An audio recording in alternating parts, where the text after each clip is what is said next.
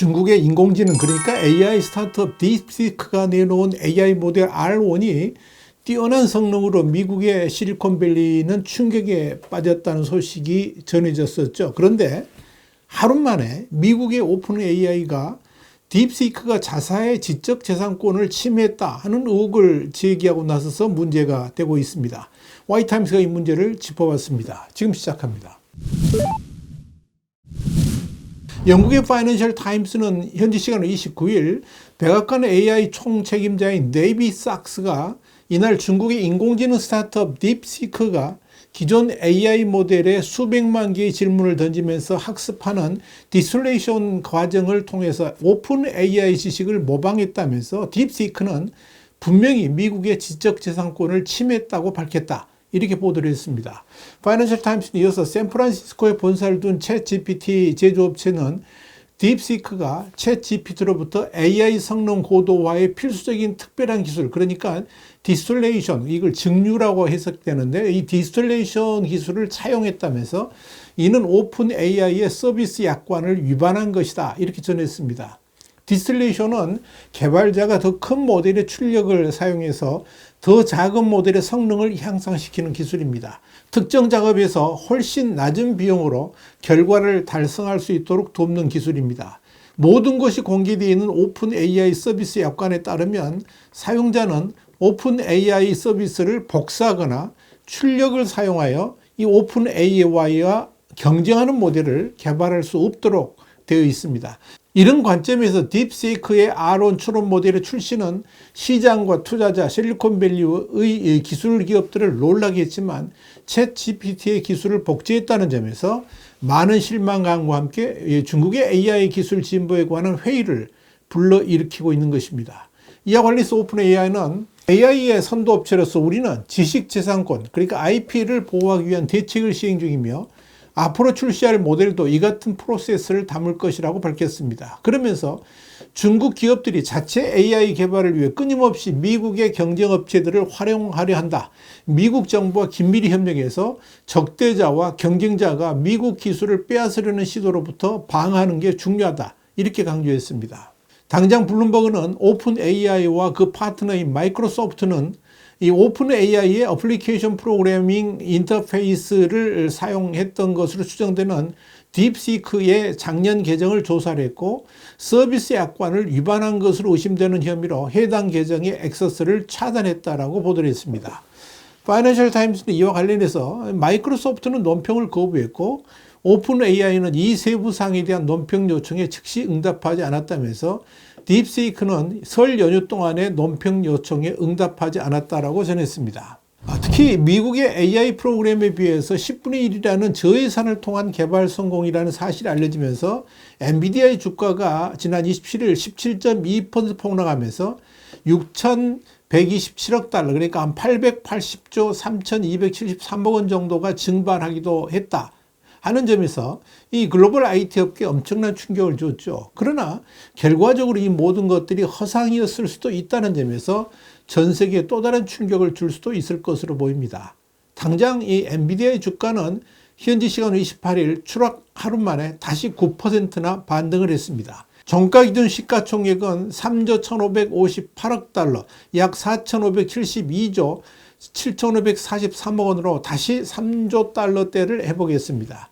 애플과 마이크로소프트, 아마존, 구글 알파벳, 메타 등 이 대형 기술주 매그니피센트 7 대부분이 강세를 보였습니다. 기술주 중심의 나스닥 지수는 2.03% 올랐고 반도체 관련 종목으로 구성된 필라델피아 반도체 지수는 1.09% 상승했습니다. 이런 논란이 일어나는 가운데 중국의 AI 챗봇 서비스 딥시크가 중국 관련 내용을 실시간으로 검열하고 있다는 의혹이 커지고 있습니다.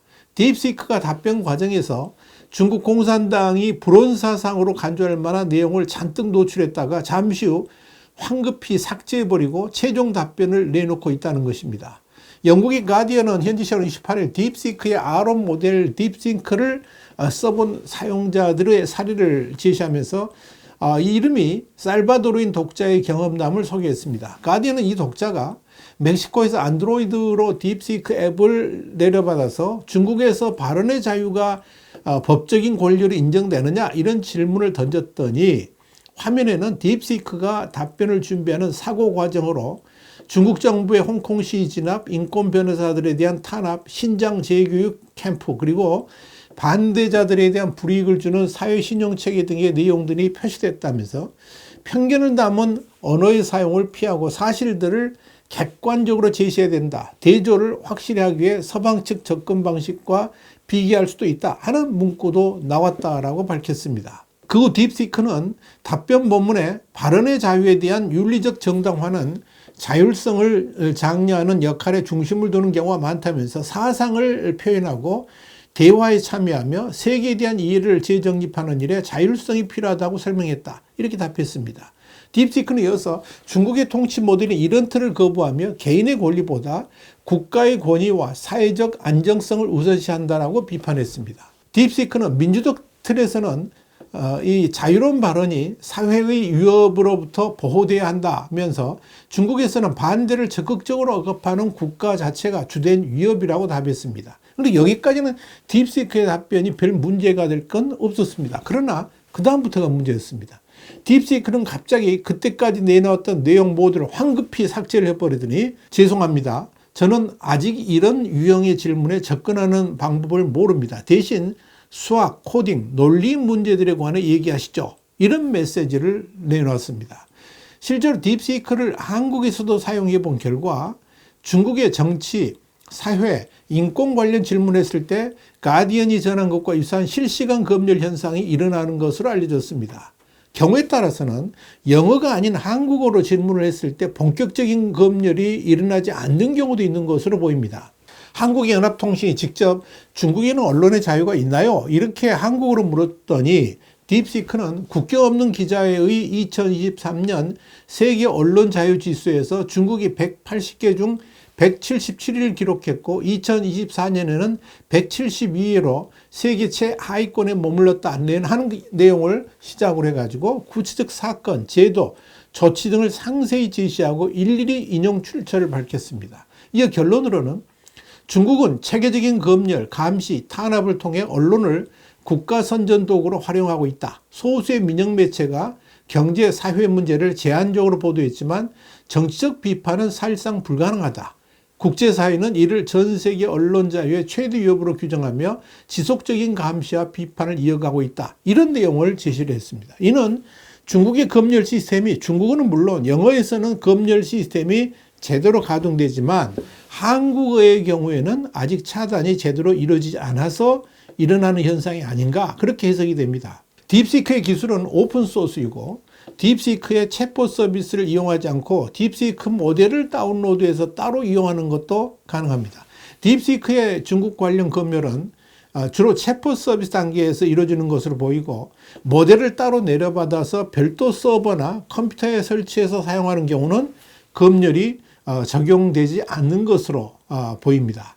실제로 유명한 1989년 6월에 천안문 광장에서의 진화군 탱크 앞을 막아선 탱크맨 사진에 대해서는 폭압적 정권에 맞서는 용기와 저항의 보편적 상징이라는 설명이 나왔습니다.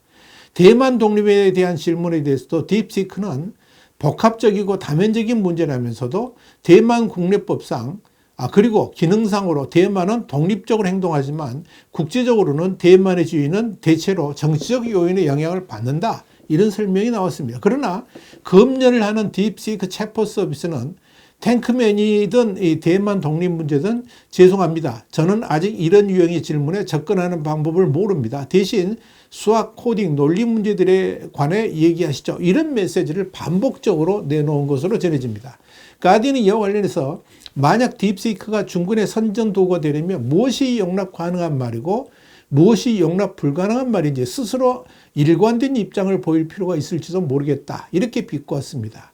한편 이와 관련해서 더 타임스는 딥시크에서는 알려주지 않는 6가지 사항이 있는데 이 내용들을 챗 GPT에서는 알려드린다 그러면서 딥시크에서 검열을 시행하는 키워드들을 6개를 소개했습니다. 첫째, 천안문시, 둘째, 코로나19, 셋째가 유구르 지역에 대한 인권 침해, 넷째는 대기오염, 다섯 번째는 대만 문제, 여섯 번째는 중국의 지도자들에 대한 평가였습니다.